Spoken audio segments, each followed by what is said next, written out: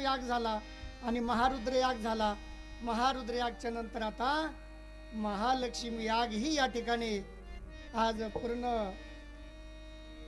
गुरुबंधूंच्या सानिध्यामध्ये आणि अशी ती पूर्णाहुती आज या ठिकाणी झाली.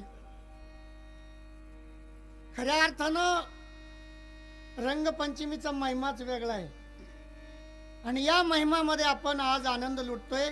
चालू वर्षाला आपल्याला किती प्रवण्या एकामागे एक सापडल्या. पहिल्या एवढ्या प्रवण्या सापडत नव्हत्या. आता तुकाराम महाराजांची बीज बी, एकनाथ महाराजांची षष्ठी बी आणि चतुर्थी बी आणि पुन्हा पंचमी बी. वक्रतुंड महाकाय सूर्यकोटी समप्रभ निर्विघ्नं कुरु मे देव सर्व कार्येषु सर्वदा